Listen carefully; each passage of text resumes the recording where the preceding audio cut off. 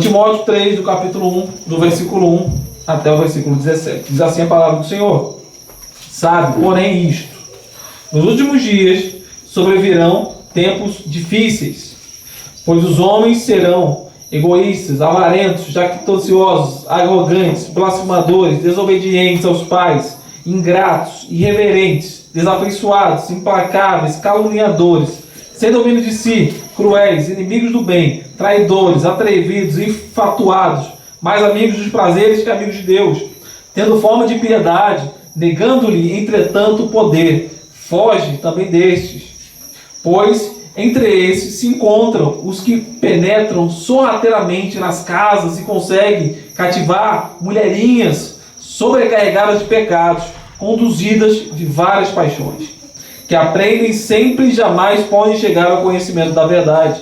E ao modo porque Janes e Jambres resistiram a Moisés, também estes resistem à verdade. São homens de todo corrompidos da mente, repróbamos quanto à fé. Eles, todavia, não irão avante, porque a sua insensatez será a todos evidente, como também aconteceu com aqueles. Tu, porém, tens seguido de perto a meu ensino, procedimento, propósito, fé, longanimidade, amor, perseverança, as minhas perseguições e os meus sofrimentos, quais me aconteceram em Antioquia, Icônio e Listra, que variadas perseguições tenho suportado. De todas, entretanto, me livrou o Senhor. Ora, todos quantos querem viver piedosamente em Cristo Jesus serão perseguidos. Vamos repetir esse versículo? Ora, todos quantos querem viver piedosamente em Cristo Jesus serão perseguidos. Mas os homens perversos e impostores irão de mal a pior, enganando e sendo enganados. E tu, porém, permanece naquilo que aprendeste e de que foste inteirado, sabendo de quem o aprendeste, e que desde a infância sabes as sagradas letras, que podem tornar-te sábio para a salvação pela fé em Cristo Jesus. Toda a Escritura é inspirada por Deus e útil para o ensino, para a repreensão, para a correção, para a educação na justiça, a fim de que o homem de Deus seja perfeito e perfeitamente habilitado para toda boa obra. Amém. Amém, irmãos? Pode sentar. Então, os irmãos viram que esse texto tem muita coisa para a gente falar. Muita coisa. Porque o que Paulo fala, dizendo, ele faz uma profecia, isso aqui é uma profecia de Paulo, preparando Timóteo para aquilo que vai acontecer. E ele falando, você vai experimentar isso, Timóteo. E ele está falando para a gente também. Nós também iremos experimentar o que ele está dizendo aqui. Já tem muita coisa para gente. Então, a mensagem de Paulo aqui é para falando, Timóteo, como é que você será um cristão? Como é que você deve ser um cristão? E falando para a gente, para Timóteo é futuro, para a gente é presente. Isso está entre nós, isso está acontecendo agora. É esse tipo de homem, é esse tipo de ser humano que está no meio de nós. E que também nós temos que lutar contra esse espírito da época.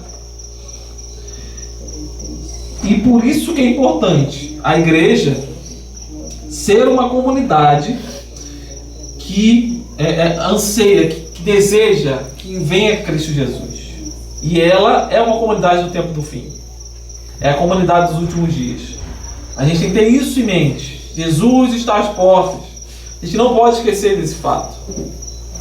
Mesmo a vida está muito boa, tudo está muito bem, estou com dinheiro no banco, meus filhos estão bem, saúde, está tudo bem. Mas isso não é o bastante. Nós nunca podemos esquecer. Cristo Jesus está às portas. E por isso nós não podemos nos esquecer disso. Porque senão a gente vai ficar exatamente como esse tipo de homem que o apóstolo Paulo fala. Então vamos lá, versículo 1, no 3. Sabe, porém, isto. Paulo já começa assim. Então que você saiba disso. É certo o que eu vou falar. Isso é uma coisa certeira. Isso irá acontecer. E preste muita atenção, Timóteo. Por isso que ele começa, sabe bem disso. Sabe, porém, disto.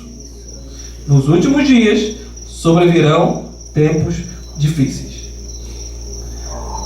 Paulo está falando que a igreja irá sofrer e ela está sujeita a terríveis provações, o que exigirá dos pastores, dos líderes e dos crentes também fidelidade sobre comum, além do comum, diligência, o celular, diligência, vigilância, prudência e constância na fé, manter-se na fé. Então é como se Paulo estivesse ordenando a Timóteo que ele se preparasse para as lutas difíceis que ele ia enfrentar, para a ansiedade que estava aguardando.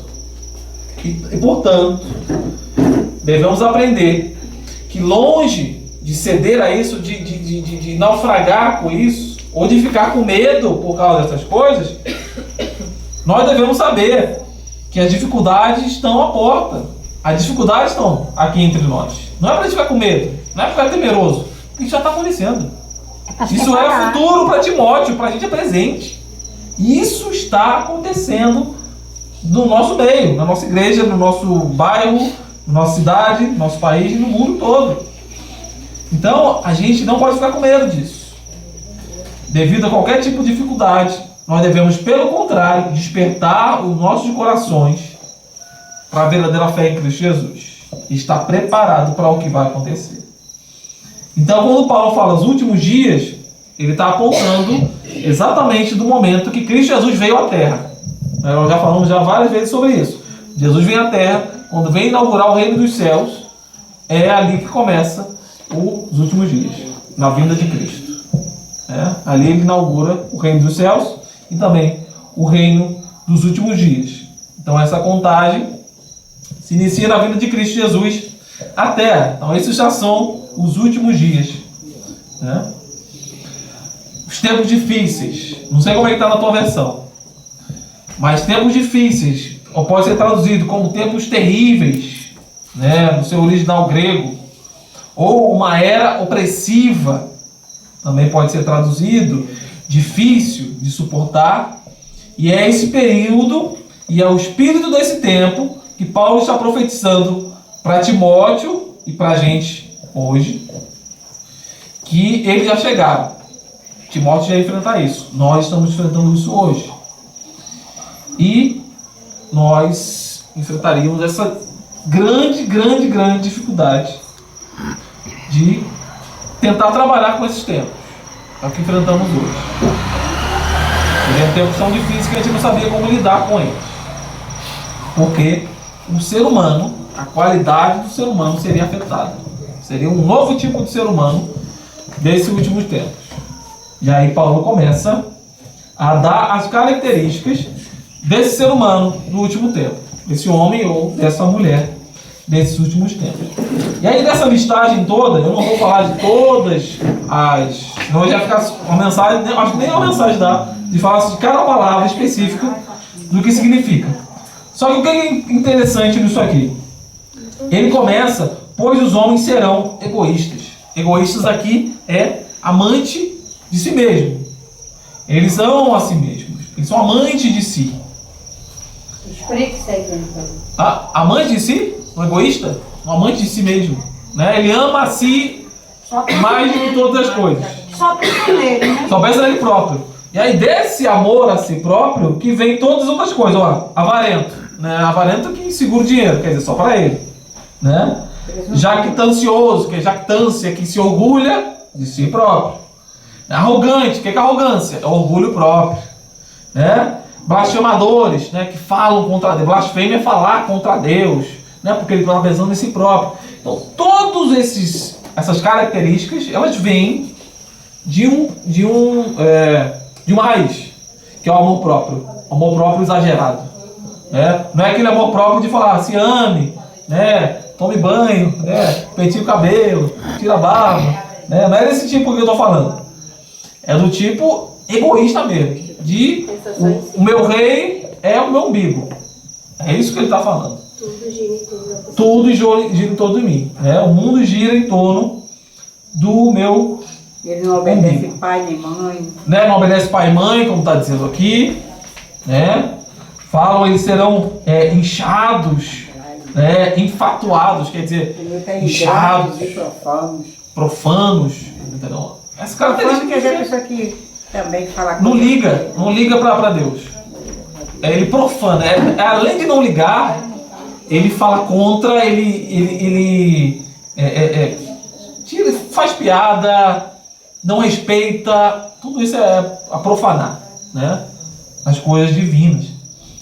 Então, e esses homens, eles não serão inimigos externos. Eles não estão lá fora. A palavra é clara. Eles estão dentro da igreja.